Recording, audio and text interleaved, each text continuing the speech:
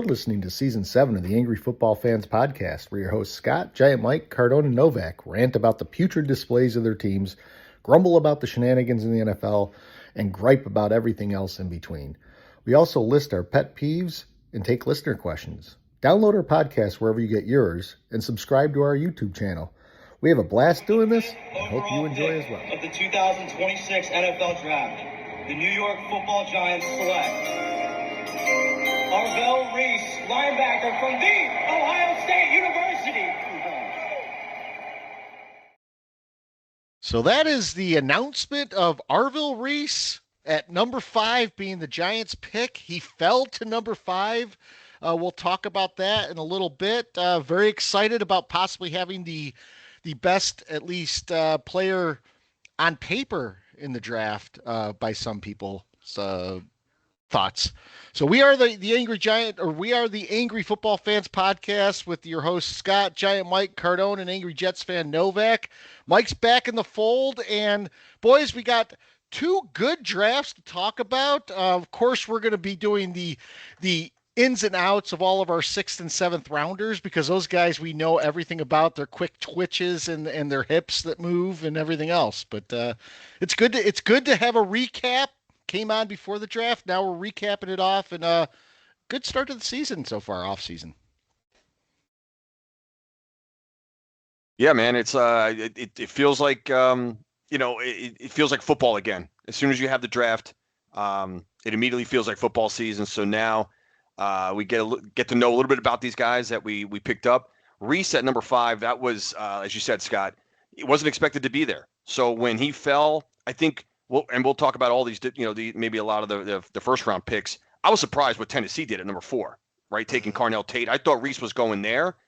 I figured Novak's Jets would take Bailey at 2. We knew about number 1, and then was it Love? I think went to Arizona at number 3 Love there. Went to the Cardinals. But Tennessee's pick was a little surprising. So Reese, I'm thrilled with the guy. I'm thrilled with him being there at 5 and getting him with our first pick. So we'll break it down.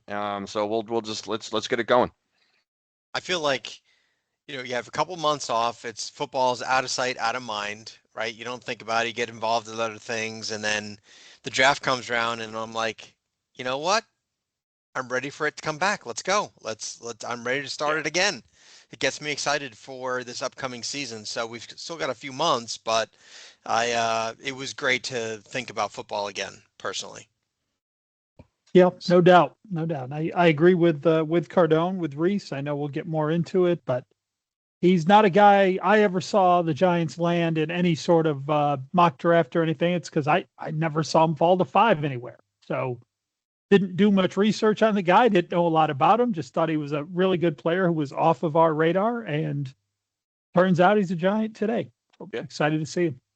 So we're glad to have Giant Mike back. I don't think we've ever gone a podcast with 2 of us missing 2 in a row, or one of us missing 2 in a row. So that's we've kept the streak going. But let's give a shout out. We had a lot of new listeners this past week. So hello, DeKalb, Illinois. And I actually have a hat with DeKalb on it. Yeah, if you see the video. Right. So I got that at a farm show. It's population 40,200, named for French war hero, if any of them exist, Johann DeKalb, and it's known for manufacturing barbed wire, and hence the tie to agriculture, because they fenced in a lot of the livestock pens and things like that with the barbed wire. It also is the home of Cindy Crawford and former Giants tackle Carl Nelson. Cindy Crawford, the model? Cindy Crawford, the model. Wow. DeKalb. All right, who knew? DeKalb. I don't know. Yeah. Farm girls. Is that far from Chicago? It's not near Chicago. It's in northern Illinois, but it is in farmland. It's in the plains. Because Scott hates Chicago and all things Bears. I hate the Bears. I don't mind Chicago. Chicago's a great town. Well, you hate Ben Johnson, and you hate Caleb Williams and all things that relate to the Chicago Bears. So I hated Justin Fields when he was there. You did. I wonder how you get to be a French war hero.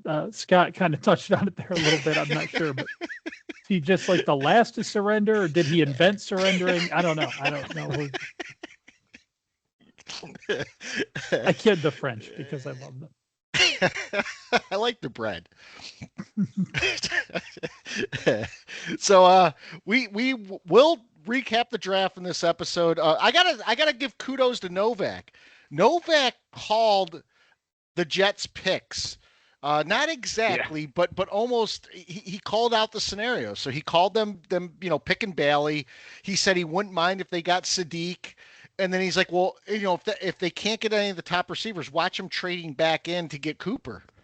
And they did all of those things. And then they went and they trade up and got Cade Klubnik to even make him more happy. So it was, Oh God. They were on such a roll. Then they had to I jet. know. He couldn't let me just have my happiness, and he just had to kick me in the nuts with the Klubnik thing. But you guys get into your Giants picks first. I'm back up here, so let's talk about the Giants. yeah, first. we'll talk about the Giants. I just wanted to give you kudos because you Thanks, really man. did. I You appreciate called it. it out. Yeah. You I had did.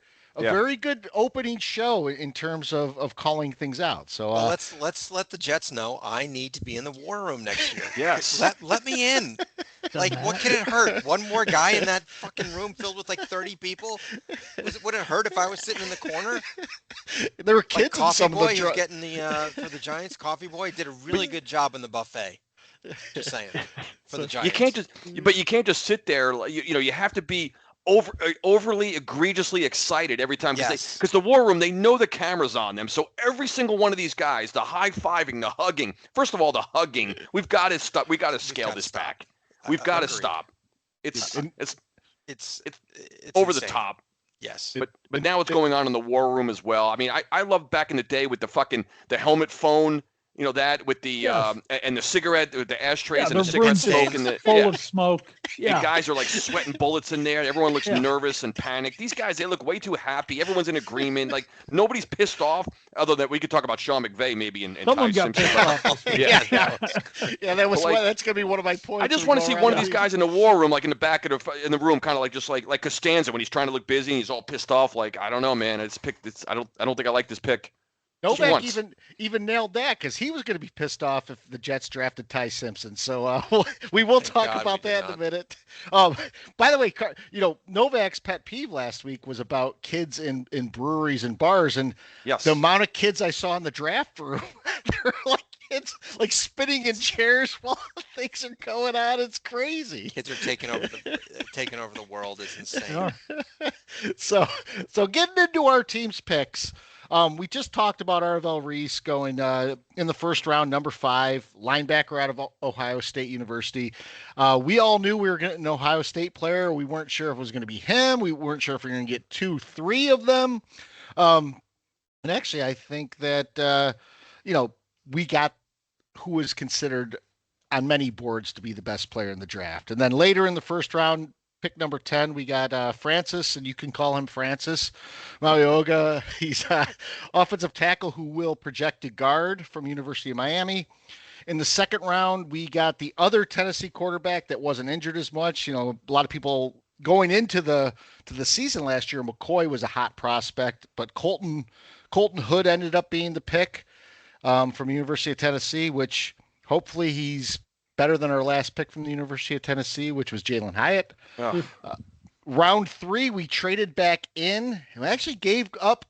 I wouldn't say we gave up a lot. If you look at what they gave up, it's commensurate of what people usually give up moving back to the third round, but they lost their 5th round pick, 4th round pick, and a 4th round pick next year. But they got Malachi Fields, wide receiver from Notre Dame, who came via Virginia, so he used to be a Wahoo. And whenever I think of the word Malachi, I just think of Children of the Corn, which leads me to think about, you shit on my house, Kenneth. There's a lot of layers there. First thing that came to my mind. And then we had 3 6th rounders. Bobby Jamison Travis, defensive tackle out of Auburn, was our first pick. And then J.C. Davis, an offensive tackle out of Illinois, was our second sixth rounder, and our third one was Jack Kelly, linebacker from BYU, who's probably here for special teams. He was projected to be an undrafted free agent, but he's very athletic. So that's the Giants picks. Jets picks, David Bailey, first round linebacker from Texas Tech. Then they went to what Novak was talking about. They got Kenyon Sadiq, the tight end from Oregon, very athletic. I think that's a great pick for them.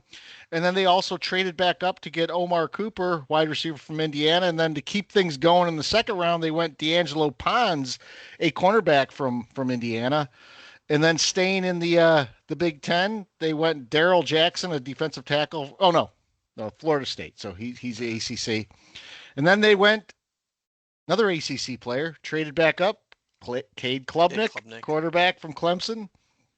And then sixth round, they got Inez Cooper, guard from University of Miami. And then in the seventh round, they got who I had called out as being one of the sleeper picks in the pre-pod that I was on with the Sports Night guys, VJ Payne, a safety out of Kansas State. So overall, I think both of our teams did well. I know that Peacock approved. We have a question for Peacock a little bit later about our drafts, but he was very happy. He was actually messaging me during the draft, talking about how we got a steal in getting Reese. And we'll talk about this, guys. I mean, my take on Reese, and I said it in the last podcast, is that I think he's going to be a bust, and I've sort of walked that back a little bit because he's now a Giant, and I'm behind him, of course. It's a little homerism here, but I do think he's either a boom or bust potential guy.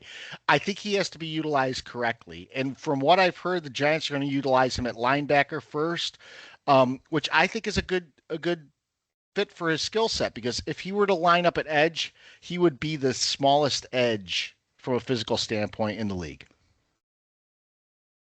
Overall, what did you guys think of the draft? Picks 1 through the first 4 picks, right? It's a little bit, again, the lesser known guys in the later rounds. So I'll kind of just give a quick breakdown on each. We mentioned Reese, coming to us at 5. A guy coming from Ohio State, Ohio State just produces NFL machinery, right? So I like just the fact that he's coming from a major program. The guy was touted. I mean, I don't know enough. Watch enough of these schools to know exactly how dominant this guy can be, or if he can be a bust, Scott. But obviously, we want this guy to pan out and be, a formidable, and make an immediate impact. And I think, one thing I always hear about the Giants front four is like it's the most feared in all of the NFL. I'm like, I'm kind of sick and tired of hearing that. Is that the Giant front four? This is not OC, Tuck, and Strahan. They talk about it like this Giant front four is just absolute menacing, but it's got at least we have some pieces now. We got a new defensive coordinator in obviously under Harbaugh's regime. So, I love that pick. The one I was a little bit absolutely, because I can never be at happy and completely at peace was when we came around at 10. I thought I was waiting to hear Goodell say Caleb Downs, and that's the one that really. I know you can go offensive tackle there, and what is it, Mauigoa? How do you say the guy's name? Mauigoa. Marigoa. I think it's he was still sitting there, and he was rated as 1 or 2, top tackle, top offensive lineman in the draft. So fine, he was sitting there, but I was really thinking go defense, and just. Go with 2 guys that were top best, considered best players at their position going into the draft. So I was disappointed actually at number 10. I wanted to go Caleb Downs, and I'm hoping that doesn't come back to burn us, and especially the fact that Dallas traded up and ended up nabbing him. So I can already see the guy interception. The first time we faced him, I could already see Dart throwing one down the middle of the field, and Downs coming down with about a 27-yard return to return it, get them in field goal position on the first time we see the Cowboys this year. So, and then Hood, I got to admit, don't know a ton about this guy from Tennessee. We needed a secondary, a guy from the secondary. So a corner there is good. And then trading back into round 3, Scott, as you mentioned, to get Malachi Fields. I think it was. Mike had a funny text during the draft. He's like, I hope this doesn't end up being another Fields that we end up despising. So, sorry, Mike, I had to steal your thunder on that one, but just to give you the credit on that, which is hilarious. And the thing about him I'm reading up on his some of his combine stuff. 4.61 for a receiver. That's not exactly lightning fast. But they say he's got great hands and route running capabilities. So good pick there at wide receiver. And then the rest of the guys, filling some spots that we need, just positions. Don't know the guys from round 6, obviously. So overall, I saw the grades for the Giants. I think they got like an A-, but what does any of that bullshit mean? It means nothing. Those stupid grades. I was pretty happy. The only thing was I'd rather have Downs at 10 than Marigoa. That's the only thing I would say. I agree with you on that. And just to add some more context on Fields, he did apparently shine at the Senior Bowl. And one of the things that they talked about was that his 40 time probably dropped him down further than he should have gone, which is why the Giants were able to trade up and get him because he was still available. He reminds many people of Michael Pittman from the Colts. So I mean, if we get a comp to Michael Pittman, I'd be fine with that. He's a 3rd-round player. So.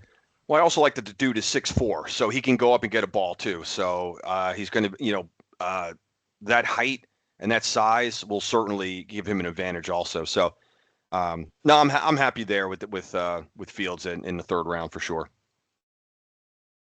Yeah, I agree. And I'll start there because, everything I know about these guys is from watching college football. I don't pay much attention to the pre-draft stuff, but I will say good and bad on Fields from what I saw is I didn't watch very much Notre Dame this year, but when I did, he stood out. He was a player who was perpetually open, and that kind of scares you in college because that was the story with Jalen Hyatt as well. It's just he could get open, and in college, that's not that hard. In the NFL, you've got to make your own open, right? So we'll see how this guy does. He's got really good hands from what I've seen. So just happy to give Dart another weapon there. To go to the 1st round, kind of what I opened with was, I know of Reese. Obviously, he's an Ohio State player. I've watched a good bit of Ohio State, and I will say when I watched Ohio State games, Caleb Downs was the player that stood out on defense to me. He just seemed to be in on every tackle. When Ohio State needed him to be in the backfield causing the passer trouble, he was back there. He was knocking down passes, intercepting passes. So, yeah, obviously I didn't think there was any way we come out of this draft without Caleb Downs being on the Giants. I just thought we'd get him at one of the 2 spots, and that would be automatic. But, I'm not going to complain much, which won't surprise you guys, about the number 10 pick. Love that guy from what I've seen of him. And it's another name I didn't look a lot into pre-draft, but I've done it quite a bit since. And, man, he just looks like a big, active tackle. And I heard a lot of people compare him to, I can't remember who that the Giants drafted a few years ago at tackle was an absolute stiff. But I don't know this, we've had a lot of linemen there who had the body to be good and just weren't good. And the word that I would use to describe those guys is stiffs. They just out there and they're big and they take up a lot of space, but anyone can get around them and through them. I don't see that in this guy. This guy's super athletic. He's not just a big body. Several plays I saw with him running downfield. There was even a pass to him. I don't know if you guys saw a little, like a screen dump off thing where he scored a touchdown on it. So he's a very athletic guy, and I'm excited. I have a theory about the 1st round. I think the Giants were going to take a defensive player at 5, and I think they had their eye on Mawanoa the whole time at 10. And they were surprised when Reese fell to him. And I can imagine a conversation in that room where, it happened like, okay, we didn't expect Reese to be here. So if Downs is there at 10, do we take Downs or do we kind of stick to the plan? Yeah. And I think they decided to stick to the plan there. And as Cardone said, if the next pick had been Pittsburgh and they took Downs, I wouldn't even care. But Dallas, we got to see this guy now. Styles going to the Redskins didn't make me super happy either, but yeah. There's nothing we could have done about that. We weren't taking him at 5 and he was gone before 10. So that's just how that ends up. Right. And then again, the corner, hadn't seen a lot of him, hadn't heard a lot of his name. However, since they drafted him, I've been looking and people seem really, really high on this guy. Could have been 1st round type material. So overall, I'm happy, and I'm sure we'll talk about the Giants fans who aren't happy because there's several of them, and I have some theories about that as well. But I'll leave that for a little later. You know what's funny about Hood is one of the negatives about Hood is that he's too aggressive.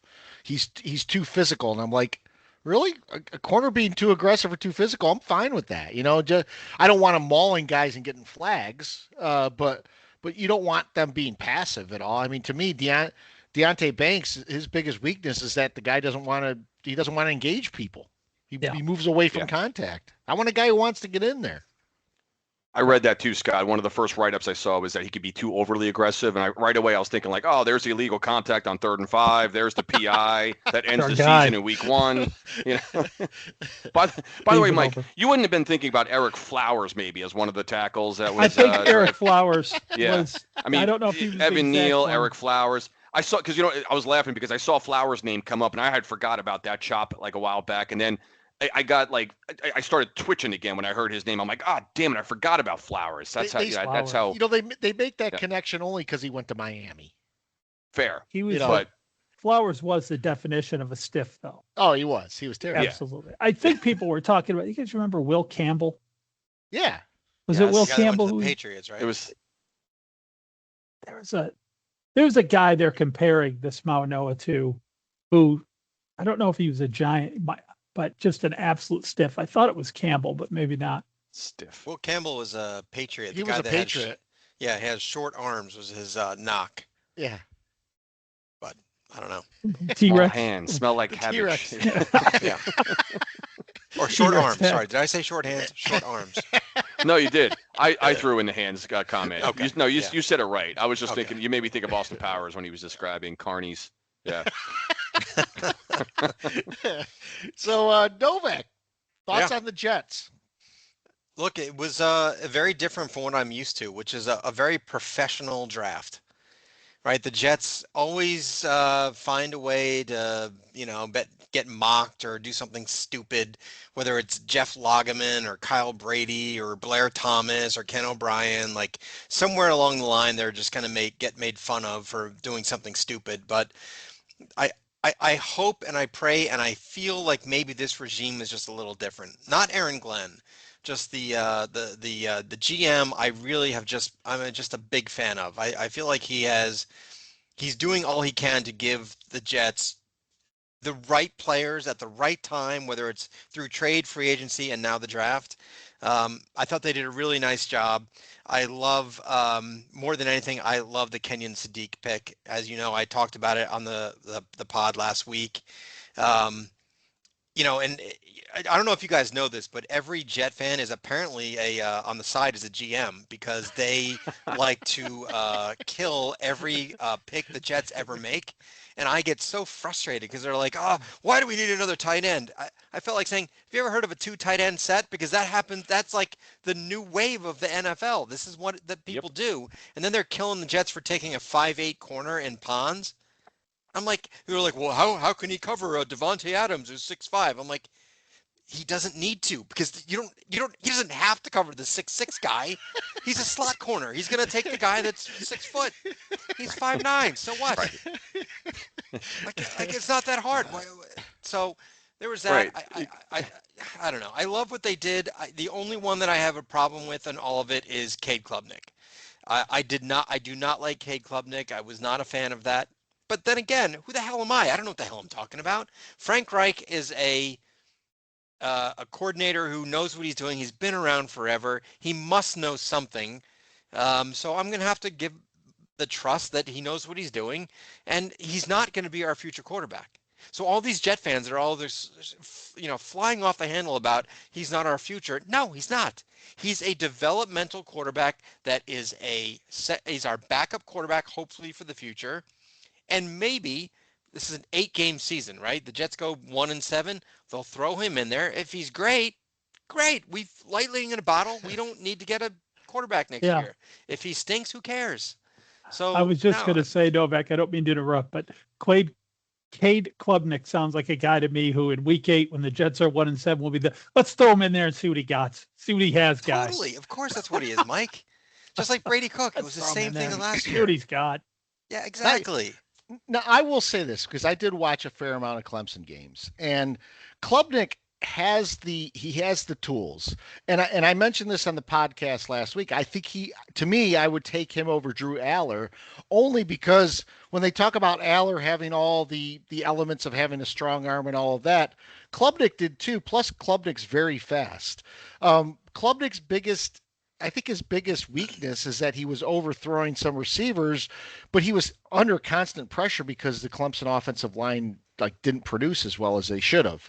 I mean, had he declared in his junior year, he probably would have gone higher than he did this year, just like Nussmeier would have, and some of these guys. And that's one of the things, you know, we heard how much last year about Shedeur Sanders falling. You didn't hear a whole controversy this year about Nussmeier falling. You didn't hear a whole controversy about Diego Paiva not even getting drafted. Last year I think everyone wanted to make a thing out of Sanders, but there are guys that fall out of drafts all the time. All the time. Fall down. Yeah. You could probably pick 5-6 guys in this draft that slipped. No, I mean, look, for Klubnik, I read one thing that said he has decent tools, and if he has to play 4 games, he's not going to hurt you, which is the actual perfect scenario for a backup quarterback. Backup quarterback, yeah. Exactly. And if that's what he turns into, it's a great 4th-round pick. So, whatever. We'll see how it goes.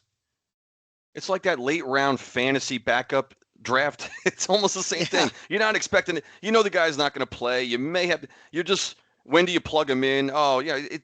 So I see your from your perspective, Novak, but at the same time, I don't know if I was thrilled with that pick either for the Jets, but at the same time, it's like, it's not the worst pick either. It's another quarterback on the roster that just is there, like you said, developmental player.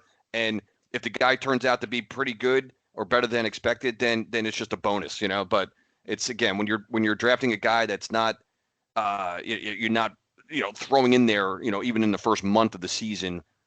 It's not that. What's the big deal? Almost. Once you get to the 4th, 5th round of do we know what we're talking about? Yeah. No. Let's be honest. The 4 of us have no clue how any of these guys are going to pan out. We have no idea, and and everyone's a GM apparently. Everyone knows everything about every player. There could be a 7th round guy that could be a stud, and a 7th round guy that's never going to sniff the final roster. We don't know. No. The Giants. When you get down apparently, that far, the GMs don't even know. No, they don't. Of course not. Yeah. The Giants apparently signed an undrafted free agent kicker who is like 10 for 11 from 50 plus yards kicking, and they already, they signed a decent kicker in the offseason. They have a guy from some school that apparently is their all-time kickoff return leader. I mean, you just take flyers on guys and hope they pan out. I do agree with you guys, though. If I were a Giant fan, I would be a little frustrated by not taking Downs. Yeah. I really do, just because you're gonna see him twice a year. Yep. And everyone has said, by their position, he was the best player in the draft. Yeah. And I thought they might have taken him at 5, and you had a chance to take him at 10 and passed. Look, we don't know. Maybe he's going to turn out to be a dud, but I don't think so. I mean, that guy is a player. Well, and Peacock was messaging me during the draft saying, "All right, Downs is your pick here. You guys are set up for years." And then we didn't get him, and then he got them, and he was like, "I can't believe we just got Downs." So I mean, kudos to Dallas. And this is one of those times I mentioned in the last pod that Jerry's going to make a move. Jerry just doesn't sit back. He's going to make a move. He made a move, and for one time, he made a good move. Yeah. I think that was the absolute best move. Unless, again, if Don't Call Me Francis, I mean, if this guy, we always talk about offensive linemen. You can never have enough of them. You can never, be too deep on the line. So we're chronically injured at the O line. It seems like every year. So I want to just feel good about the pick, but like Downs just seemed like that one like freaking special player that like, holy shit, I can't believe we had him and then we didn't take him. If as long as Francis is shores up the line and and adds that, as a solid player there, then you won't even think about it. Like when we're, when Dart's having an extra half a second to throw the ball and Scatabo has an extra, yard or two before contact, then we'll be, we'll be thanking whatever that we got this guy. So that's all you could do. Like Novak, you were just saying, we don't know. You don't know. So just as like you could be like, I hate to feel even, I don't want to go one way or the other. Like, oh my God, I'm jacked up. This is the best draft ever. I also want to be like, I don't want to be pissed off either. I want to be just like, okay, I like the guys we got. So this is my team now. This is who we got. I'm not going to worry about Downs now. I have to get him out of my head and just be like, I can't worry about him. He's not on my team. By the way, I looked at the Yahoo draft grades. More than half of the league had a B or better rating. Yeah, this getting ridiculous. It's Right. It's like, I mean, it's not my pet peeve, but I swear to God, I didn't sit there and watch the whole thing. Who did, right? But every time I checked in, I would sit down and watch it for 15, 20 minutes here and there. Everyone was a great value at the place in which they drafted. Every single one. There's no criticism anymore. None. I love when they struggle to find film on a guy, so they don't really have a play and they're just talking about him. Oh, this he's got a lot of intangibles. He's got a lot of strengths, but they're not showing any video because they don't know who the guy from Sam F. Austin is doing. Remember the word reach? Remember they used to say, a reach. You don't hear that anymore. Nobody ever. They stay away from that. They went to reach one time, I think, in the first round with Minnesota. I think I heard him drop the reach bomb. Oh yeah. So I do think we ended up with eight trades in the first round. Many in the back half. You were right then, Scott. Yeah, I think I was. You said 8 trades in the first round on that podcast. I did. Yeah. But I think if you go around the league, I think what started the dominoes, obviously the Raiders took Mendoza, which wasn't a surprise at all. And then the Jets took Bailey. I think when Love went to Arizona, it started a lot of people thinking, oh, well, no, what's going on? Because I don't think many people had Love going to Arizona. There were some draft mocks that did. But I think that shifted everything. And that was one of the reasons Reese fell to 5. And I think after that, you saw a lot of trades in the back half of it. Downs to Dallas, again, big move in the first round. Things from around the league you guys had other than the stuff we've talked about? I'll say this from around the league. They should just let the Raiders pick first every year. because Scott, you were like, no surprise there. But because it was the Raiders, I was like, are they gonna do something funny here? Like, are the Raiders gonna come out here and like pick Reese and just throw this whole draft upside down? There's almost no other team I would have even thought that might be a possibility. But with the Raiders sitting there, you're like, I don't know, they're the Raiders. They could do something wild here. I would have felt bad about that because then the little kid at the Mendoza house that's in a suit, he would have been like crying.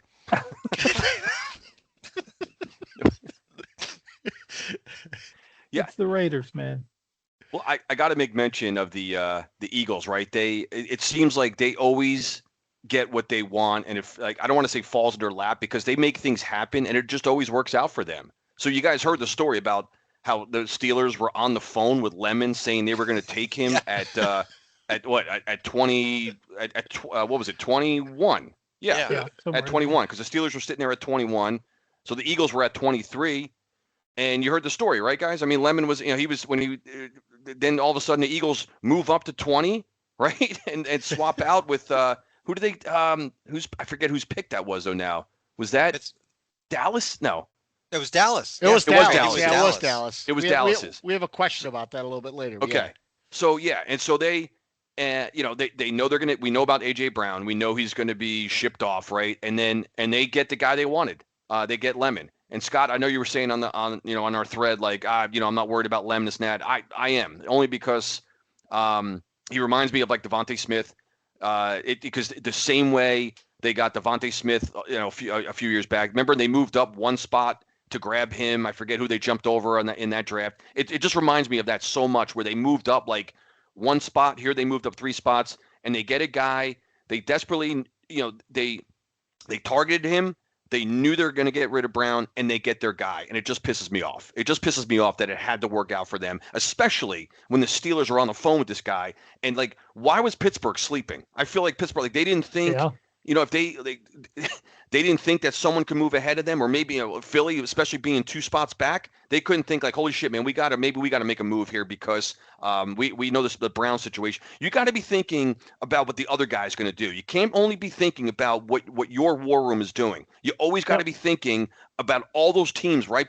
Especially writing those picks right behind you, because that's and I felt like like Steelers, like, what are you doing, man? You were completely caught sleeping, and now they get it just pisses me off because it always seems like things go their way, and it just I don't know, man. Well, yeah. You always a lot of people. I see it in text threads. I see it in other things where when a team moves up one spot to draft somebody. Yep. Like, what, you just gave away picks for free, and it's like, no, it's what Cardone said. I'm not taking the chance. I know Dallas doesn't need a receiver, but I'm not taking the chance that a receiver hungry team right behind me isn't going to trade with Dallas. I'm going to trade with Dallas. I'm going to secure that spot. And the Steelers fell asleep at the wheel. There's no question. The ones that I don't really care because I'm not a fan, but I'm always intrigued by, does Buffalo just bend over and take it at this point? What are you doing trading with the Patriots? But they traded with the Chiefs twice now, and now this year they're like, we'll just take it from the Patriots, and the Patriots got up and got their guy, and Buffalo trades with them. Why? If someone from your division or your biggest rival calls you, like I said last year on this pod, same exact time, don't answer the phone. Just stay with what you're doing. Yeah. And they did it again. Like, what are they doing? Why are you trading picks with Kansas City and New England? Sorry, Devontier, but what the hell are the Bills doing? You don't trade with the team that just beat you in the division last year. By the way, it was nice to see Devontier make a pick for the Panthers last night. I thought that was cool. I was just going to mention that. He does look exactly like Devontier, the doppelganger effect. Yeah. Jake the Lobe. So the other part about that too is with the trades that are going on, we probably got screwed in the second round when I think it was San Diego or Los Angeles jumped in front of us and got Caden McDonald, the defensive tackle from Ohio State. But in the end, we still got a decent pick in the second round in Colton Hood. So you could complain all you want about this, but you're still getting a guy in that top third round, those top 3 rounds that you need. And as to Novak's point earlier, and throw those guys in a hat and pick them out to which ones are going to be great. You don't know. Yeah. Nobody knows. But we were talking about grades on draft night. I think Cardone started this. You guys know what one of the worst grades on draft night a team has ever gotten was? I just ran across this when I was preparing for the episode. In 2012, the Seattle Seahawks got like an F for their draft. Right? Let me tell you who they drafted. First round, Bruce Irvin. Second round, Bobby Wagner. Third round, Russell Wilson. That draft got an F on the night of the draft. There you go. So, and by the way, the next pick was Robert Turbin, who actually absolutely helped them a great deal as well. So, that's a hell of a draft. That's a Super Bowl. That's when you change a franchise, and that draft got an F for that. You know who gets bad draft grades in a draft? The guys that don't pick until the third round. They're like, these guys, they didn't have any first 2 round picks. Yeah. Even if they kill it on the rest of those picks, they get mauled by the ratings. Because they don't know. The draft grades are, how close did this team do to what I said they were going to do in my mock draft? That's how they come up with the draft grade. I want to know, how are the Browns drafting another quarterback?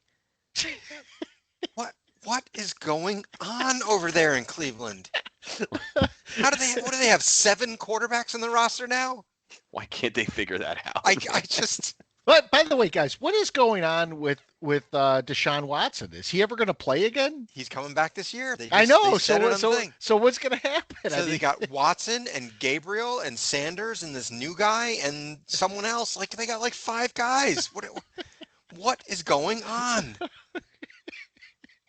They should just stop. They should stop drafting quarterbacks. They really should. They should just And Mel try to Kiper, use free agency. He has got to stop with this Shedeur Sanders thing. Like he won't give it up. This guy. Whatever. The guys on that Sports Night podcast who are Brown fans, they did make a valid point about Shedeur Sanders. And they said, look, if we used a draft pick or we traded up or we picked a guy late who's a 5th rounder and he ended up starting meaningful games for us, he's a good draft pick. I agree with that in principle, but the problem with that is that he's not a long-term solution. So you've used him as your starter. You have him as your starter now. You have Deshaun Watson coming back. You have Dylan Gabriel in the fold. You really all you're doing is causing chaos in the quarterback room. So I don't see it as a good thing, you know. I agree with that. But also, I think the Browns are in a win-win with Sanders. I think they took him at the exact right time. Yeah. I don't. Yeah. It's not. It's if Shedeur Sanders fails, no one's going to blame the Browns. He's a 5th round pick. Who cares? I think that was. Now they've got more invested in Gabriel, who looks like an absolute dud. But I think Shedeur is just going to be whatever his career is going to be, and the Browns have the very enviable position of saying, right, we spent a 5th round pick on him. Lots of 5th round picks fail. Not You guys got anything else from around the league? You mentioned the kicker the Giants signed. That was Michigan's kicker. I do have some intel on this guy. Very strong leg. Yeah, up until last year, he was unbelievable. He never missed. He had some misses this year. I don't know, but he still was pounding. I think he had like a 56-yarder. He's a couple huge kicks. Career-wise, he's 10 of 11 from over 50 yards. Yeah, which is really good. Yeah. So I don't know if he'll beat out Jason Sanders, but right. I got one more comment, Scott. Just and it comes again with the Philadelphia Eagles. Did you guys see that they drafted some Nigerian guy, Uar Bernard? He's never played a single snap of American football. I can see this guy being a terror. I really can. The guy's a physical, just freak. What position? Defensive. I guess he's defensive tackle or defensive. Yeah, I think he's DT or something. So I don't know. The guy, there's no sheet on the guy, right? He's never played a snap of American football. I can already see him in our backfield, blowing up. Can I ask you a question? Tracy. Yeah. Why do you have to draft him? I don't know. Can't you just sign a guy? Right.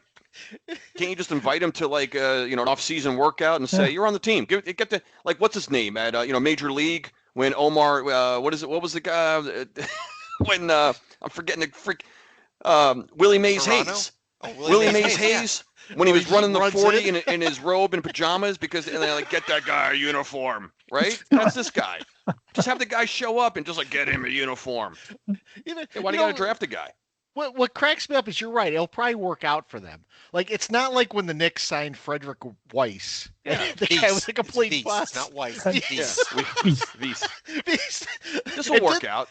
Did the Giants sign some wide receiver from France a few years ago that never even saw anything? It was like, who was did we have an Austrian running back in preseason for a couple of years?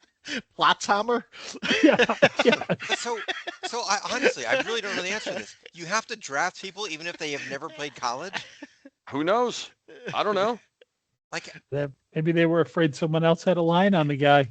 So apparently the 4 of us could be drafted? Is that what you were telling me? Put our name on the I mean, yeah.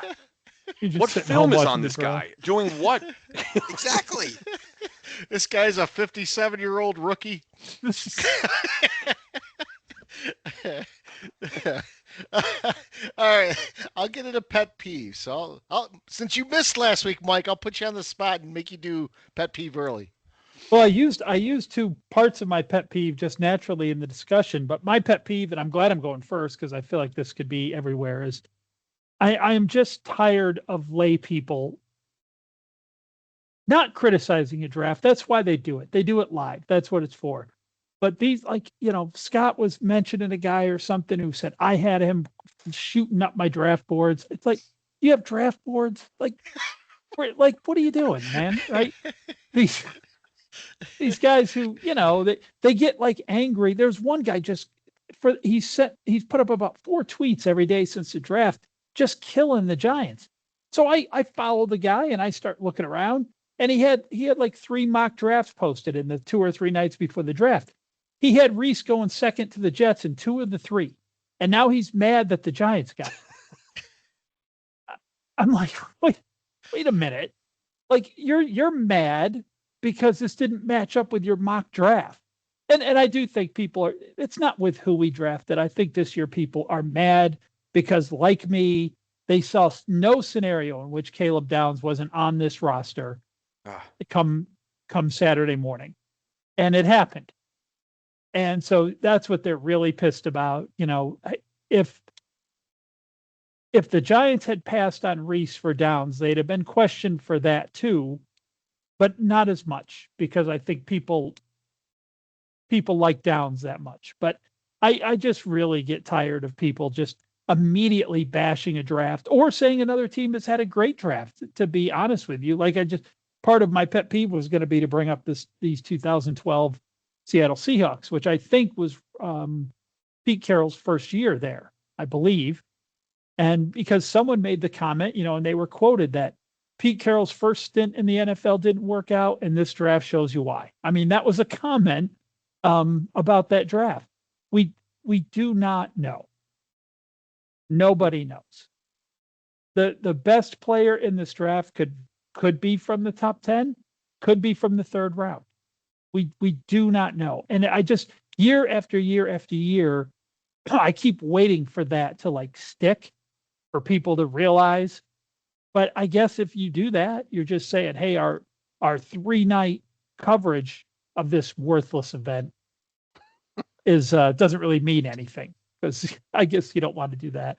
Cardone, and to close it out, was it you who mentioned there was a sky shot of the draft, and you could see all the people mashed in there? And someone I was texting with or something said, that looks like an absolute fucking nightmare to me. So it wasn't me that said that on that, but I made reference to that. Yeah. Yes. But not maybe not directly on the thread or whatever. But I was just making as I was watching the draft. I was thinking the same thing. But just being in the middle of that, I always think about that, like Times Square on New Year's Eve. That's one of the. These are the last places I want to be on Earth. Is because I'm going to end up just taking a leak right in the middle. I'm going to urinate on some guy's leg, because where are you going to go? You're just trapped in the middle of a sea of people. So you're just stuck there. Miserable for all that time when you could be home. And I don't know about you guys, but I don't sit there and watch the draft, lean forward. Who's the next team going to pick? I'm doing other shit. It's on. Check in on it. See when the Giants or Jets are going to pick. Yeah. Hey, the Giants are up in 3 picks. I need to wrap this up so I can go watch that. That kind of thing. So it's funny to me that people who don't get paid have draft boards and get upset when the team doesn't follow their board. Mike, who was it that was the Seattle quarterback that came over from Green Bay without having any experience before they drafted Russell Wilson? Do you remember? Oh, it was. I can't think of his name. Wasn't one of the Hasselbecks, was it? No, I want to say Brady Quinn. I know that's not right. I can't think of his name now. But anyway, that draft happened, and I remember Russell Wilson getting criticized as a pick, because they had just invested all this money in this guy coming over from Green Bay, who, by the way, never played. He never started a game, I don't think, for him. I think Russell Wilson started day one. Yeah, I do think that's Flynn. Yeah, Flynn. Yeah. Oh, that is one of the things people don't realize is, everyone's like, oh, well, we got enough offensive linemen. Yeah, well, I think Novak mentioned it earlier. How do Giants fans? We've had entire seasons grenaded by the offensive line. Yeah. we've had seasons where every other group position on the team has been maybe not playoff good, but pretty good. And we can't do shit because we couldn't block anybody. I mean, we had defenses that were holding us in games for as long as they could before they finally broke down because the offense could not get a first down. And people now are bitching by getting the number one offensive lineman in a draft because it didn't match up with their mock. Like, get out of here. Tired of the mock drafts. So I'll go next because we touched upon this too. Cardone was sort of complaining about this in the beginning, but my pet peeve is this ridiculous. You take the camera pan after every pick and you go to the draft room and guys are high-fiving and chest bumping and man hugging. And the worst part about this is the very first pick of the draft, the Raiders, they went to their draft room and these guys are all like coming together. They're all giving the bro hugs, the high fives. I'm like, you've had 4 months to make this pick. You knew who you were picking. Shouldn't that have happened like 3 months ago? It should have been like just, yeah, right. We got Mendoza. We got him. We got him. That's it. And just there's so much about the draft that ticks me off. They changed the rule now from 10 minutes to a pick to 8 minutes to the pick in the first round. And yet 3.5 minutes is taken up from these guys walking from the room down this giant ass corridor, slapping logos and shit and going and putting a hat on and then going out and seeing Goodall. So, you're doing this. How long does that take? It takes a couple minutes just to do that. Do you see the guy from Miami walk down there and just snatch the hat off the... It's funny you say this guy, because of course I mention that too. I'm like, where are these guys walking from? Where's this green room? Like, why don't they just get on a fucking like shuttle bus and come across? Like what are we doing? No, it seems like they're walking forever. Like they're walking down this. You have to have at least 32 logos. So how big is a hall with 32 logos? I mean, the spectacle of it it's just so frustrating every year, and it gets worse and worse and worse every single year. Like, you're right. Like the 1,000-yard hallway they got to walk through was not a thing last year. But the little thing where they got to go and put their fit hat on and then walk out and everything, and then that overly aggressive bro hug they do with Goodell is so annoying. Like. Someone's got to stop that. Just stop it. Just stop I mean, Goodell's going to have to be the one to stop it. Like, we're done with this. Like, we're not doing this anymore. We're just not doing it. Well, and I think all of us commented on this. Peacock did too, and I actually had to do some digging on it. But, when they do the second round and they bring a former player out to announce the pick, and Osi Umenyiora came out, and he was flanked by Goodell, and Goodell made the pick for the Giants, and everyone's like, what's going on with Osi? And he looked ridiculously thin. The guy had a very serious medical emergency, apparently, where he was in a coma in January. So why trot this guy down and just have him stand there next to Goodell? You got Pat McAfee acting like an absolute buffoon doing the Colts picks. And I don't know if you guys saw, I used to like this guy.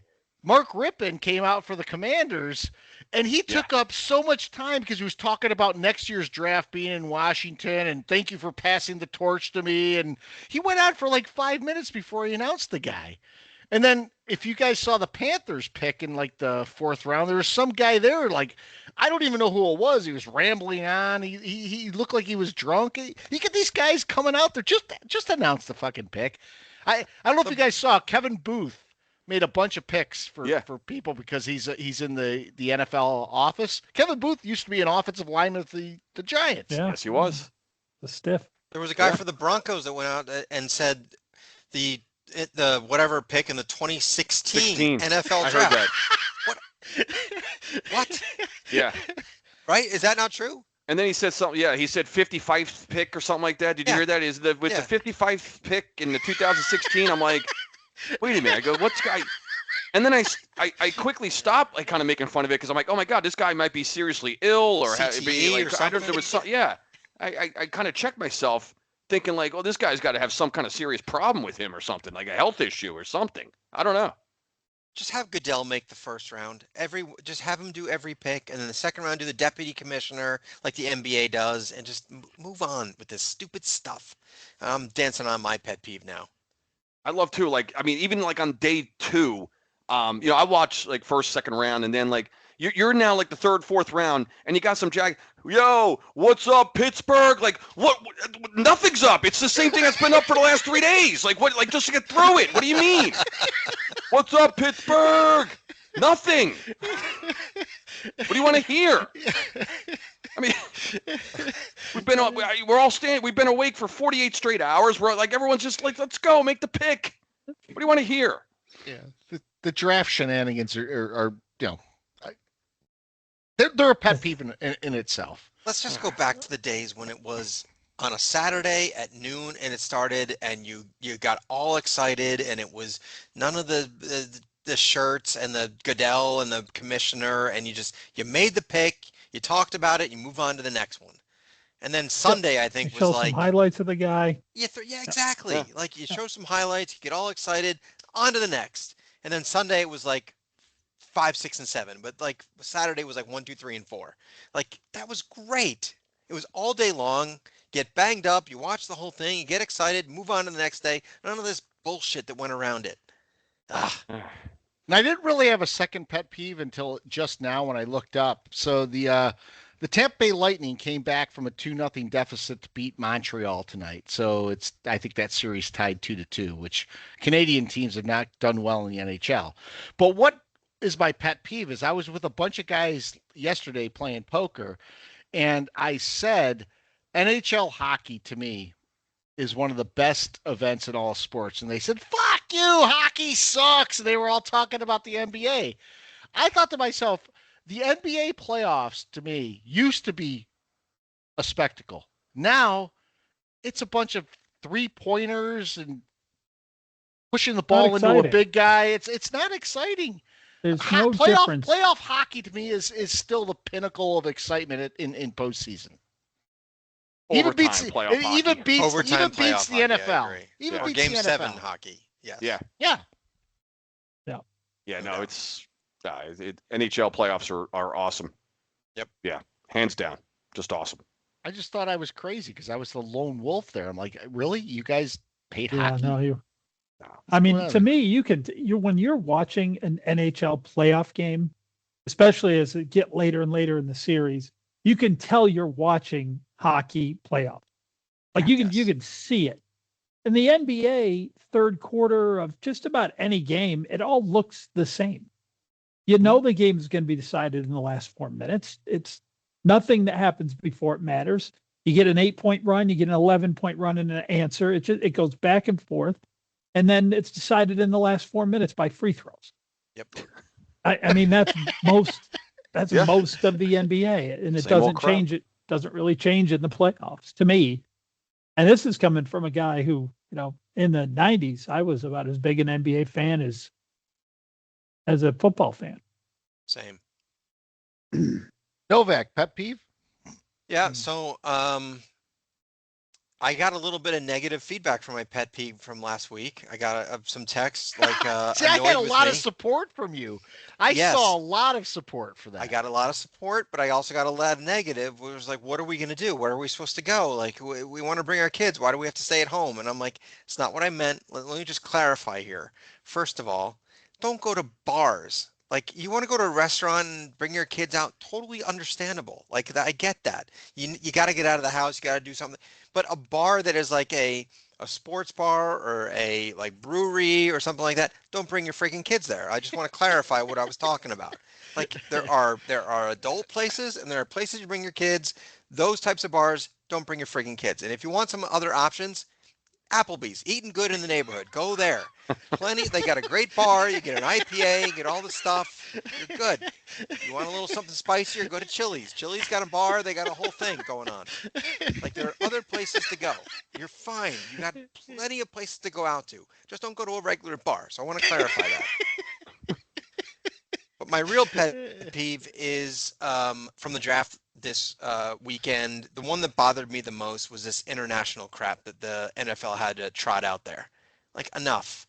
Like, these guys work their whole lives to get their name called and be up there. And I got to get like some guy who can barely speak English, but Mississippi, Astata, Kema, you can't even understand what he's saying. You can't understand his name. Like, these guys, stop it. I'd rather them not call the name than have someone butcher the name, like Scott on half of the names he calls out on his pod. Like, enough.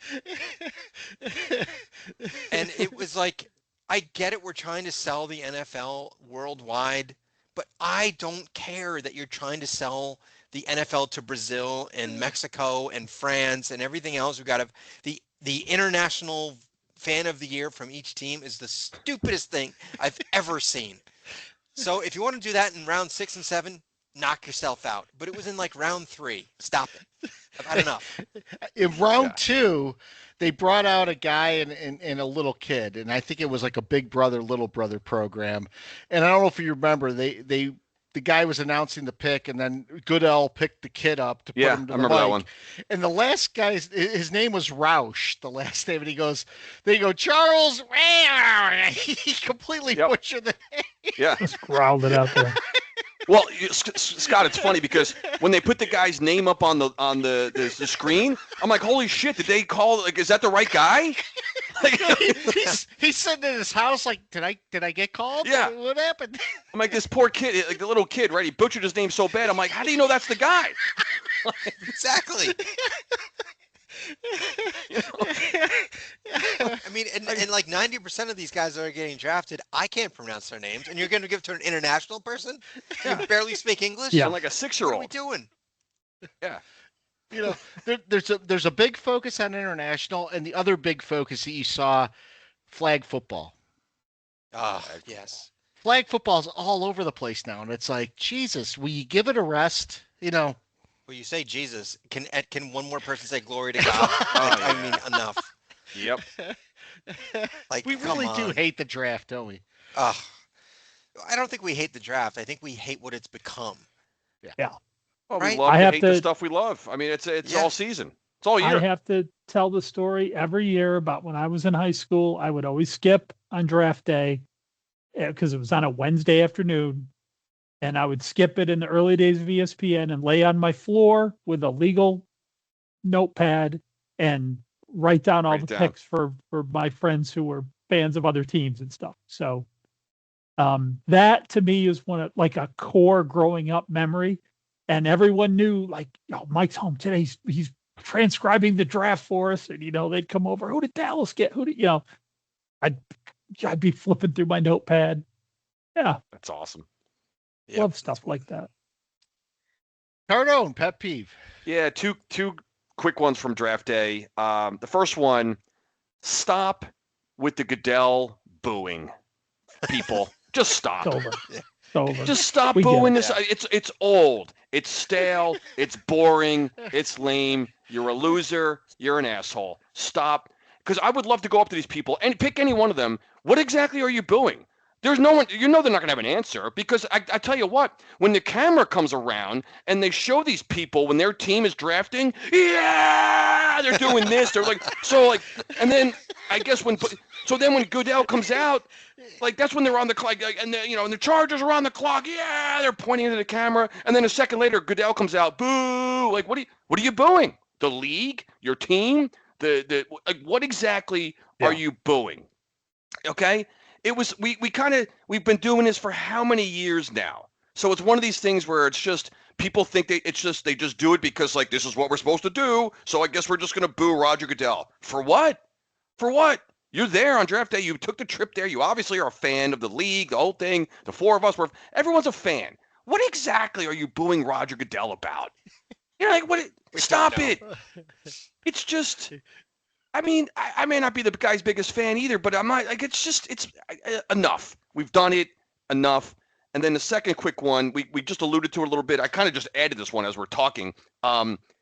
These guys, what have you ever seen a guy take longer to put on a freaking baseball cap I mean, as far as the adjusting and the sitting there like. Nope. My freaking microphone fell off here, so I'm trying to talk to the microphone, which fell. I've never. Did you see Reese? The guy. It took him like 2 minutes. I'm thinking like whoever, Kansas City's on the clock. They're probably like, well, you want to move it, dude? We're on the our pick is in, and we're gonna lose it because you're trying to put on a fucking hat.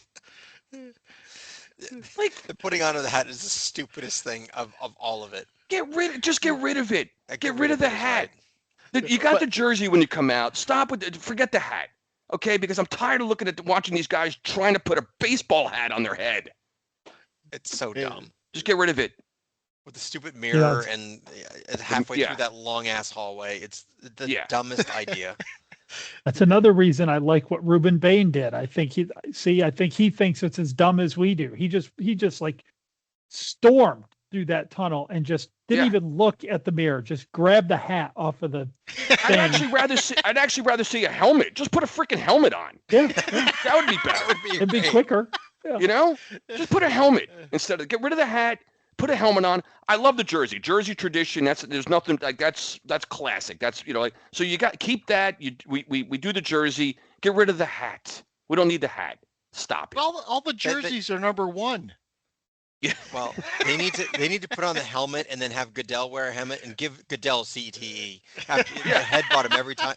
Do a headbutt. I kind of thought about Novak on this when he was talking about his draft thing in the last pod, but Arvell Reese was actually asked in one of the press conferences about what he thought about how is he going to participate with the disabled veterans and I think it was like developmentally challenged youth. And he was like, can you repeat the question? And they repeated the question. He said, well, I don't think I can answer that at this time. It's like, how does he know how he's going to interact with the community?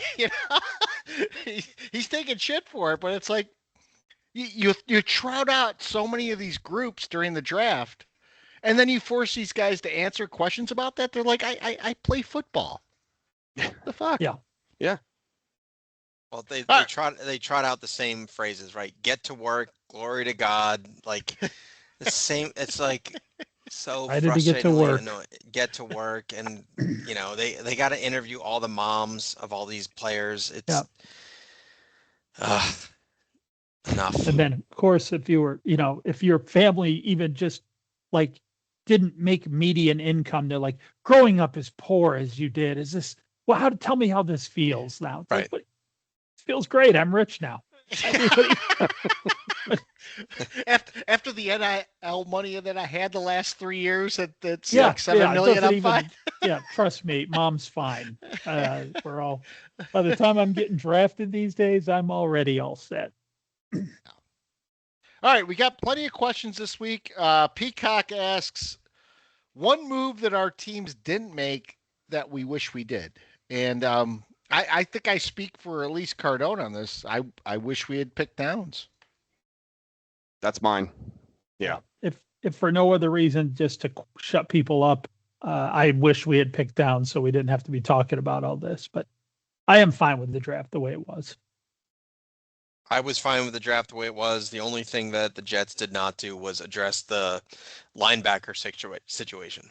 So we did not take a linebacker, which I was frustrated by, but other than that, I have no complaints. I think we addressed a lot of needs and we got a lot better as a team. I don't know if I support this line of questioning, but we do take all questions. So it's bang, marry, or kill Diana Rossini, Laura Rutledge, or Aaron Andrews. Bang, marry, and kill. I can go first on this because I'll tell you, at this moment in time, I know he's catching a lot of heat, but I don't blame Mike Vrabel. Like, I think I would go bang and marry on her and then kill Aaron Andrews. And I don't let the other girl go. I don't even know her. Yeah, Laura Rutledge is kind of nondescript. It would be like, throwing in Pam Oliver in this discussion, which, at least we know who she is. I'd probably well, I wouldn't marry her or bang her, so I guess that leaves only one option. So I'm with you, Mike. I think same thing. Rossini, pretty hot. Eh, I don't know. I'm There's going to better switch it there, up. but Yeah. but hey, anyone that's going to make out with me in a bar and go tropical places, I tell you, I'm going to really switch it up. I think I'm banging Aaron Andrews. What the hell? Why not? I mean, and then it's a one-time thing, right? And this and that, and then just because she'd be high maintenance as shit, so you're not marrying her. I don't think I'm banging Aaron Andrews just because of her, longevity, whatever it is. She's been around forever. I'm like, yeah, I'll take that one. I'd probably marry Laura Rutledge because she seems harmless. Yes, right? Yeah. Harmless little thing. She's gonna she'll let you put your she'll let you drink as many beers as you want, have the guys over, watch the games, this and that, you know what I mean, without giving you any trouble. Like, you're gonna clean this mess up, this and that. She's not gonna do any of that, And I guess that has to, by default, I guess I'm killing Rossini. I guess I don't know because that's by default I don't have a good reason, I guess, to kill her because she seems like like a lot of fun, whatever. But that's my I don't know. I want that's my a order. clarification on this. Didn't Aaron Andrews also get in a situation where she was dating someone, or is that am I wrong? No, about she that? was the one that sued someone for like peeping or something. Oh yeah. That's No, right. she had to. That's yeah. right. That's right. There was Yeah. Right. 55 million, or she was awarded something like that for But I always thought peeping there Tom. were some rumors She was that violated. she was like the people she were interviewing with. I always thought there were rumors that she might have been involved, but.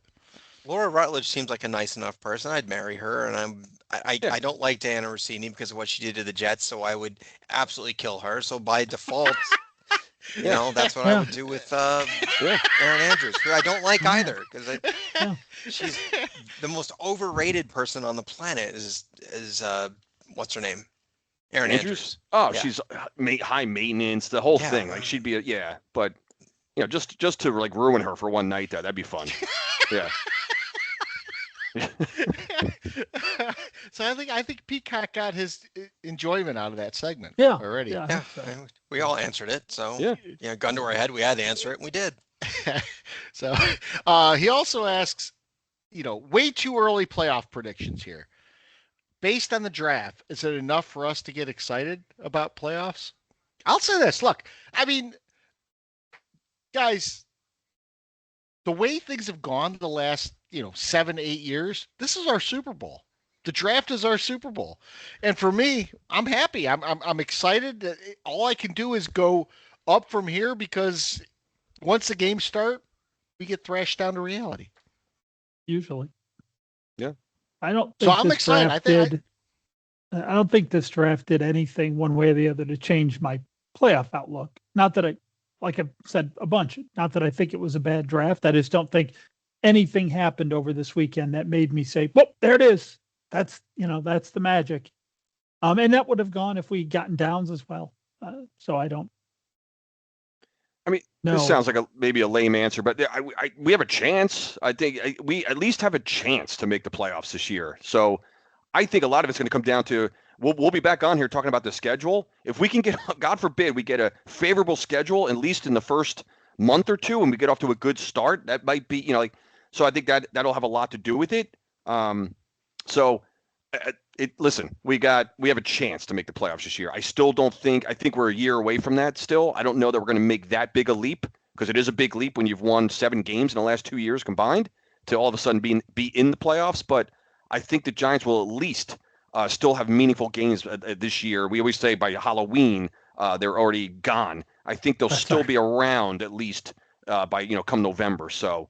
But I don't think they're making. I still don't think they're making the playoffs this year. I still think they're at least a year away. That's usually our yearly goal is be relevant Halloween. at Halloween. Yeah, got to be step one. I love that. To be relevant at Halloween. Can't make it. Out of the 7 years we've done this pod, I think 5 of them we've not been relevant at Halloween.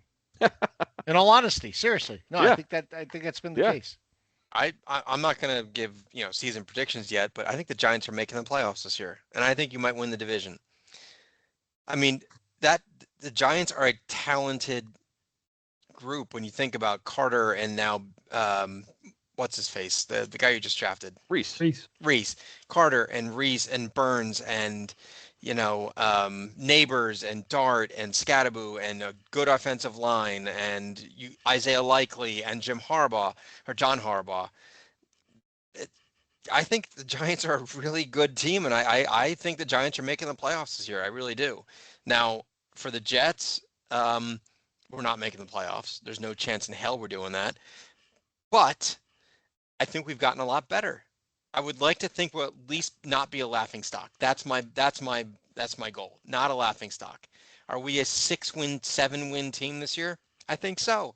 And next year, we have 4 picks in the top probably 35.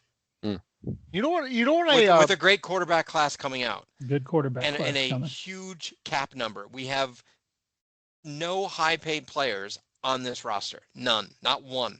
So, yeah, I think finally, and I'm hoping, and yes, it's the offseason, but I think the Jets are finally starting to look like a team that might have a future.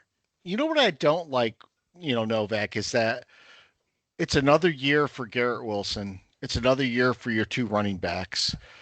How do you balance that? That's the hard part, is that you end up getting to that situation now where these guys have to get into second contracts. Well, I agree with you. I think you're on the path, especially if you hit on next year's draft. I just hate that you basically waste a year. Well, Garrett Wilson did sign his second contract, and I think they're gonna sign Breece Hall to his second contract in the next month or two. So those guys are going to be signed. And then you've got Sadiq and you've got, Cooper and everything else. Here's one thing I'll say. Don't rule out the fact the Jets have 3 first-round draft choices next year. Everyone says they're going to draft a rookie. I don't know that that's true. Just keep an eye on it. If the Eagles or the Bengals, for example, had really bad years, they might want to retool and start over. Joe Burrow and Jalen Hurts could be bought for a couple, 2 or 3 draft choices.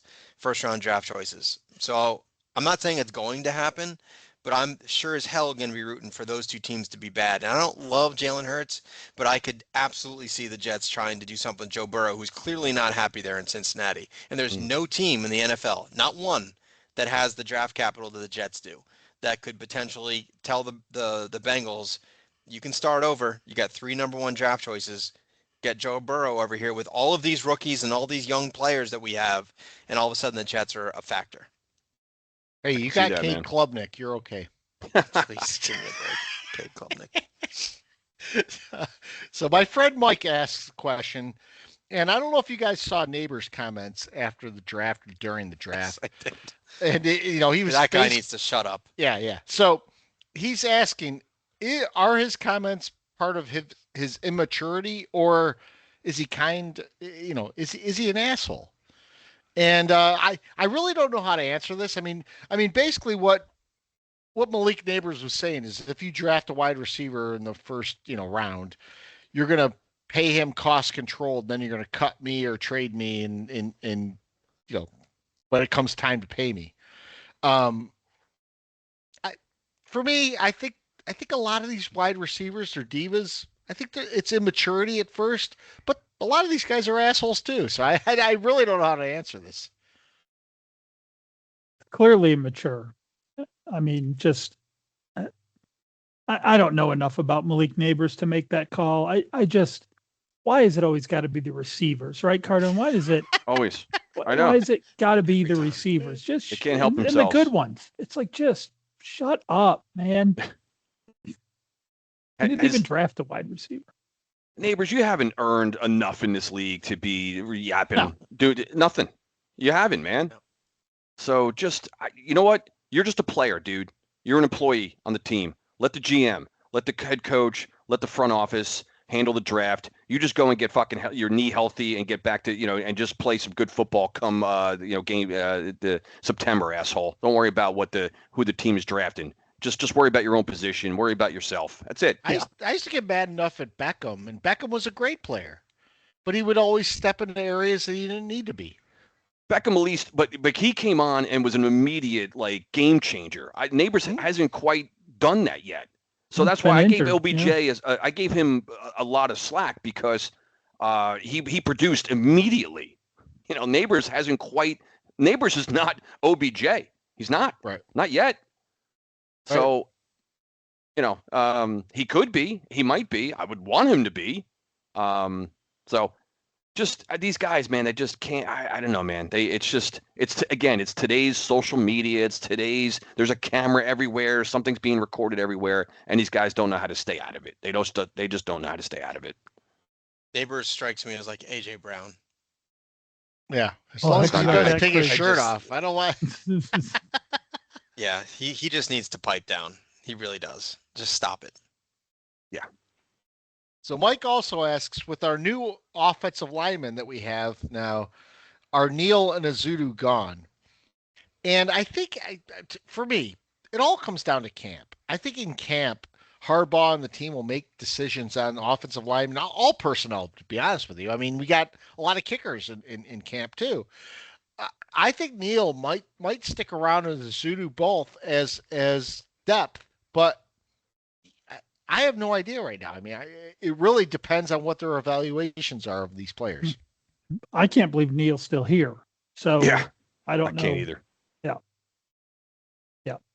I think Neal being here too is a black mark. It could be a black mark on Shane, but it's also a black mark on Daboll, because Harbaugh might be saying, "Hey, I see some promise in this guy," but again, we have to see how that pans out in I think the next few months in Both workouts those- and everything yeah. else. Neal, and you said is Edu, right, Scott? Azudu, yeah. Azudu.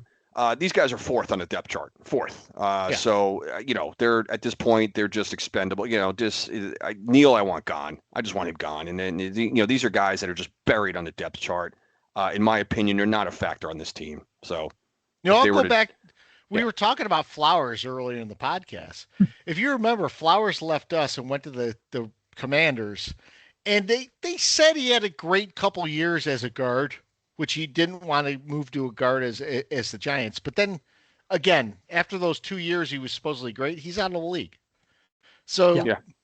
both he out of the league? he is out of the league. Yeah. I don't think Flowers has been around for the last 2 years now.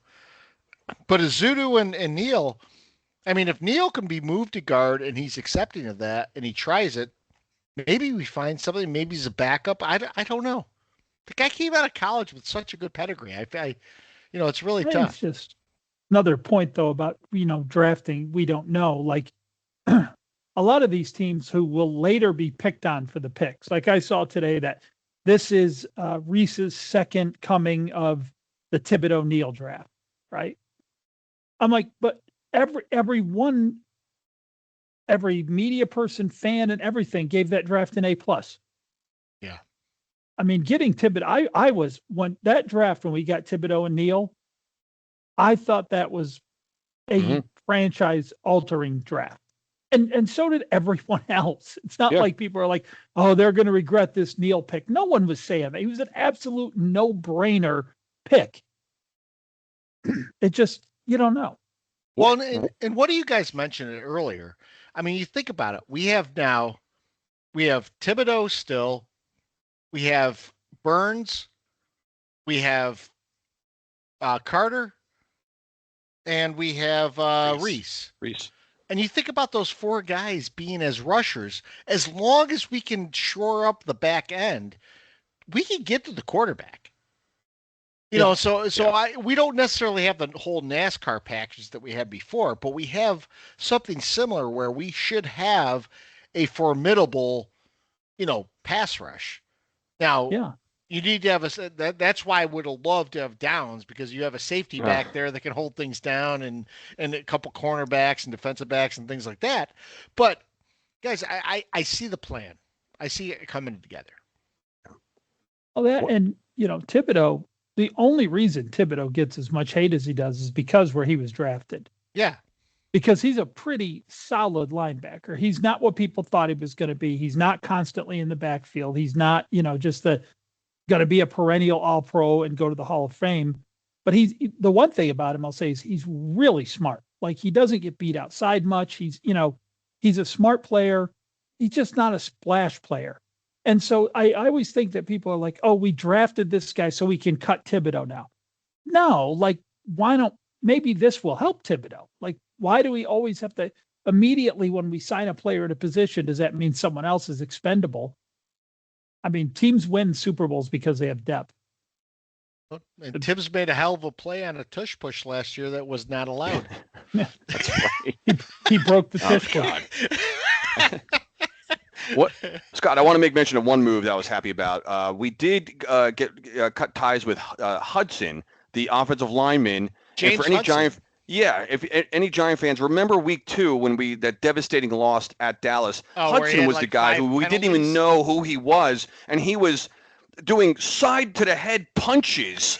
This is the guy who had 3 holdings and offsides on one fucking drive. If you guys remember that drive, where it cost us 4 points because we had a touchdown and it was called back, and we ended up only kicking a field goal on that drive. And Hudson was the guy who was punching people in the side of the head. If you guys remember that, I didn't even remember. Like, we were texting during, like who is this guy?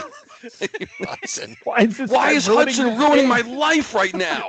Remember that we were talking? Like, Yeah, James Hudson had like 5 penalties on one drive. one drive. I didn't know who he was. One thing I would add is that the greatest of all time, I think we'd all agree, offensive lineman bust of all time is Tony Mandarich, right? Mm-hmm. Right? Pretty much. Universally, everyone says. You know what's funny about that though? Tony Mandarich lasted like 8 years in the league. He did. He played Yeah. for the Colts for a couple of years. Yeah. But Packers, Colts, because yeah. of the expectation level, he is the greatest of all time bust from an offensive lineman standpoint. You could make the argument Evan Neal is close to number 2. Oh, yeah, definitely. Because I am not a Giants fan, but I remember watching Evan Neal, and he would basically just stand there and like let people run right by him to go destroy Daniel Jones. Yeah, He Who was the guy who- I was unbelievably always bad. on the ground, and he seemingly lost all ability to block anyone and anything when he went to the NFL. Yeah. Like nothing I've ever seen. Who other was the than guy Mandarich. from the Raiders? Robert Gallery. Gallery. Gallery. Gallery Oh, was bad he was too. pretty. Yeah, That was he another was one. pretty bad too. Neal had like this unbelievable record at Alabama where he Yes, gave up like 1 quarterback pressure in 4 seasons or something. Correct. And he comes to the NFL and that happens like 6 times on his first drive in the NFL. Like, Oh man. So Mike asked one last question, and it's one I really don't know how we'll answer, but he said one rookie on each side of the ball to make an impact. Based on what we've seen in the draft, I mean, all I could say is I'm hoping Reese makes an impact on the defensive side, and Malioa makes an impact on the offensive side. Maybe you could make an argument for Fields, but it's. I mean, based on what we have, we only have 8 guys to pull from, or 6 guys to pull from. yeah. If he's talking about the whole draft, I mean, to me, the 2 biggest guys who could come in and change your entire offense or defense in this draft were Downs and the running back from Notre Dame. Oh, love. Love. Yeah, Jeremiah if he is Love, what they or- say. Who, by the way, but- the other Notre Dame running back did get drafted at the end of the first Price. round by Seattle. Yeah. But yeah, the Giants, for the Giants, I just think they just went depth in this draft. They just went best player available. And if the number 1 guy in your draft board is there when you pick at 5, you change the plan. That's just, for people who, got their heart set on Downs, that was what the Giants felt a better player available when they got there. I get it. But, like I said, I don't know if these 2 picks are splash picks. You know what's funny about the draft? Like, you only have you get greedy, right? You want everybody. Yeah. And obviously, Yeah. it's obviously it can't happen, but it's like you want every guy. And after we got Reese, then I was looking at Jordan Tyson, right, the receiver, ASU, and I was thinking like, oh man, I really want him. And then New Orleans was sitting there and grabbed him, so I had my eyes on him because I was thinking receiver. That was before, because I thought maybe Downs wouldn't be there. And then when he was, so how like, and maybe that happens in the war. I would love to be in one of these war rooms just once. Imagine that experience and just being there. I tell you, but to answer the question, For the Giants, I don't know. Like I said, who knows? I mean, it's a small group of guys. I mean, maybe it's Fields. Maybe maybe he's a third round guy coming from Notre Dame. Maybe he hits the ground, explosive. Maybe he just comes out and he becomes darts. Maybe a lot of attention goes to Neighbors. Maybe Isaiah Likely, and maybe Fields just finds himself getting a lot of targets and picking up a lot of key catches on three. Who knows? We don't know, but. If I had to say offensively, I'll go with Fields to be an impact player right away. For the Jets, I would say you would think Bailey would be my answer on defense, but I'm going to say that Pons, who's a slot corner, is going to have our first interception in 2 That'd be years. fitting. Yeah. So, he's a 5'9" guy, sure, but apparently he's got a knack for the ball, and I think he's going to get our first interception. And on the offensive side, I love Sadiq. I think this guy is going to be a game changer. So I think he's going to be an offensive stud. Yeah. I love tight ends too, and tight ends rarely pan out the way I think they're going to, which kind of sucks. When you're a 6'5" guy there, 6'4" tight end that can run a 4.3 40, I love Theo Johnson. Theo Johnson drops a lot of balls. I thought Theo Johnson would be great. He did play well as a rookie. He just he was inconsistent.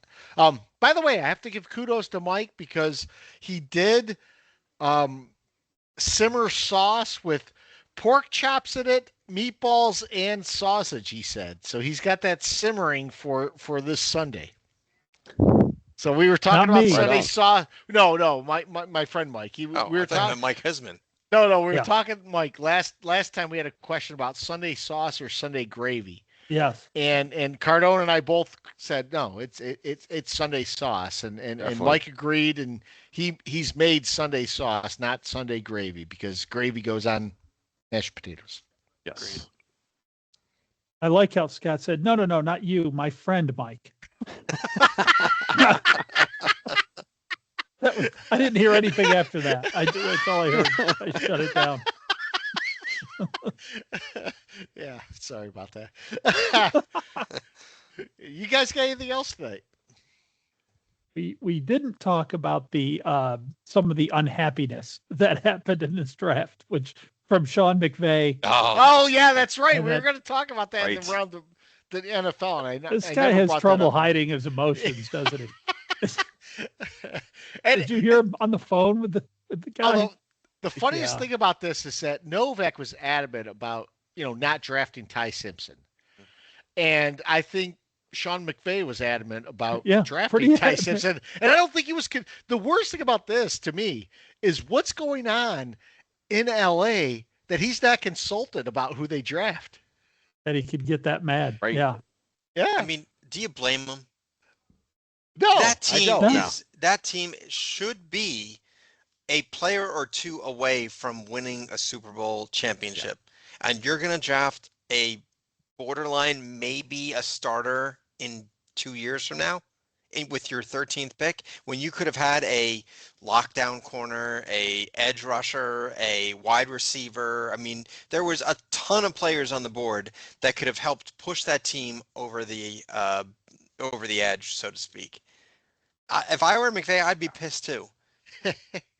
But I think what he's more pissed about is that he's not in the same position that Harbaugh is with Coffee Boy, because Coffee Boy would not be able to dictate who they're drafting.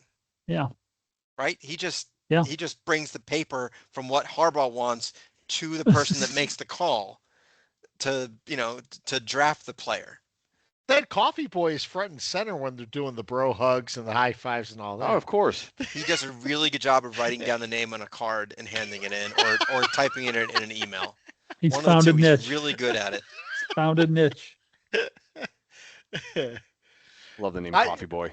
I do think that's it. I'm sorry. I'm going to say it every week, and I'm going to find a way to crowbar that in there because this loser with his backpack and his coffee. That is a point, guys, though.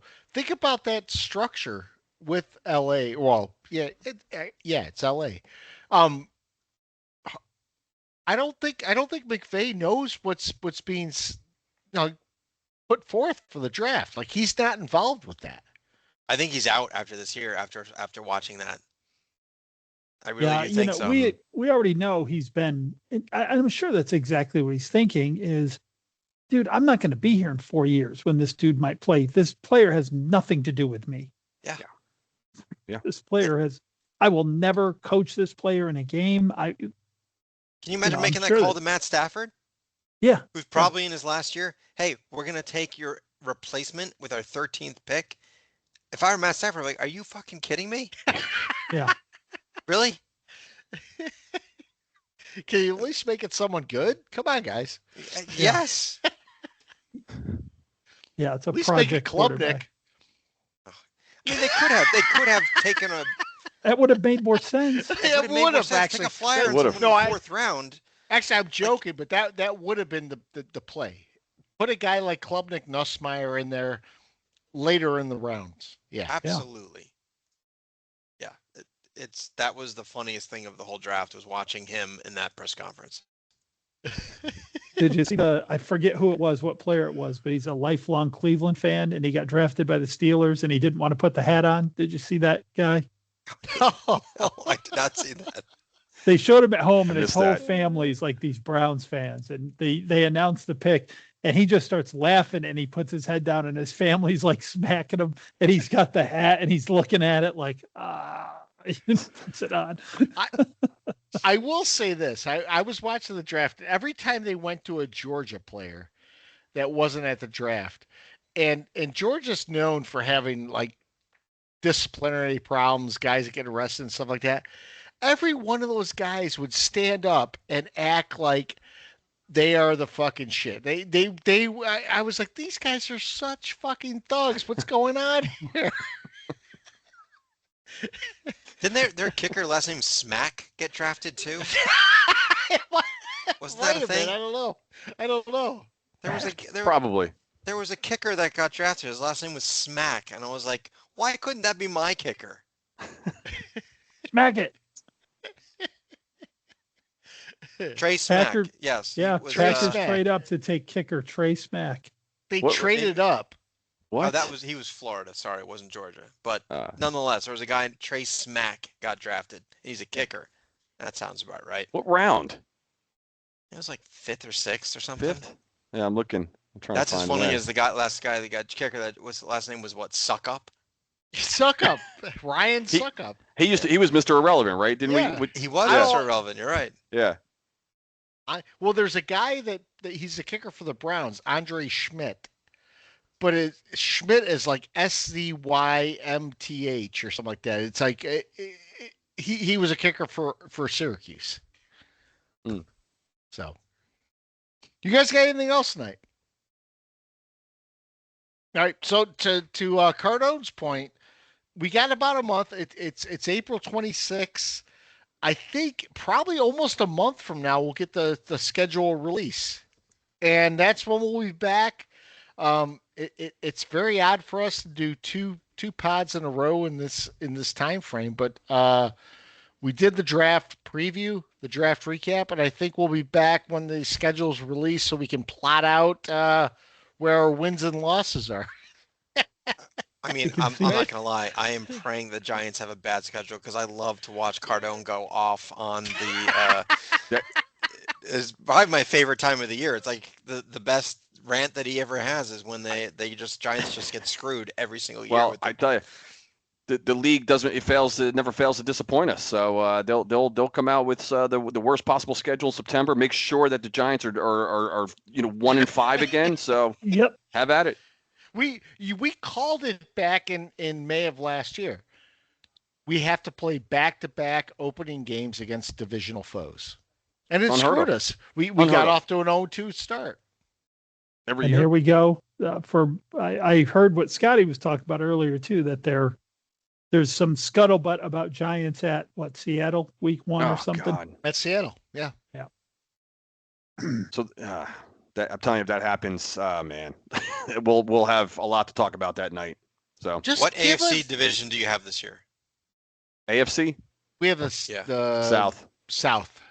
So So we're not playing each other. You get to play. I was going one to of them? say, eventually that they'll have to play, the Giants occasionally. The Colts can't play the Titans every single week. and the Jags and Texans. So we'll mean, have to slip in the NFC East. We'll slip in there. No way we have to play at the AFC South. You can't give us Giants against Houston week 1. Oh, Houston's actually good. But I mean, give us something like guys, that, you know? Yeah, give you the Jags at home on week 1 or something. Jags like at that. home. Browns at home. Jags will be at Cardinals home. at home. Titans at home. That's the last time we won an opener, right? Titans. Yeah. Oh, the Titans. That would be a good one. That actually was Titans. on the road. Daboll. Oh, because Saleh. Daboll. Yes, actually, guys. It should be Salah. Get Saleh Daboll and back Oh, we would have a Salah day at in a Mully's. Salah Fest week 1. Give us that. Please give us that. Come on, NFL gods, do us a solid. We've us a called There's a the big Salah storyline thing. there. You got Daboll coming back to MetLife. So, like, Yep. And Salah. That's a great storyline for the NFL. You want to go week 1, Tennessee at Giants? You could do it. They could easily do it. Yeah. Didn't they It's sign their like 30 story. Giants in the offseason too? Yes, did. they did. Exactly. They did. Yep. Ooh, that could be it. Daboll coming take back it. to Met Death on week 1. I could I'll see take it. it. If that outweighs Seattle, I'll take it in a heartbeat. Of course. All right, guys. I think that's it. By the way, just house cleaning. We were on last week. We did not have video, so we were not on YouTube. We might have video as a lost archive at some point, but we'll couldn't try find and it. retrieve that. I don't know what We happened will- to it. We will try to retrieve that, but we had a lot of downloads on audio, so we're happy for that. This week we are on video, so we'll Should be be. back. Well, yeah, hopefully. So we'll be back again, probably in another 3-4 weeks when the schedule release happens. It's in May. I'm not sure exactly when. It just says May right now. But things will start leaking out. Oh, yeah, yeah, You the know, leaks. up until Guys- then, we pretty much know the first week. Guys, that's Well- kind of a pet peeve. I was on a couple draft calls, like watching the Giants, and the amount of time I heard the Giants pick before they actually announced it, it really ruined a lot of things. You know, like I was letting Novak know who was being picked. He's like, "Don't let me know." Stop You know, letting me but- know. Yeah. Yeah, you were Yeah. you were killing the draft for me. You were telling me who was going. I was like, although I did text a bunch of people who the Jets had drafted, and they were like blown away that I got it right. Yeah. They're like, Because it was Sadiq or whatever. Scott's an NFL insider. They're like, my God, Scott's got all the intel. But with all the tweets and stuff going on now, I think there's so many leaks. You know, it's crazy. Yeah. Yeah, you don't have to look very hard to find them if you're looking for them. All right. Well, we'll be back probably at the end of May. But until then, guys, we love the participation so far. We love being back for season 7. We are the Angry Football Fans, and we will see you soon. All right. See ya. See you.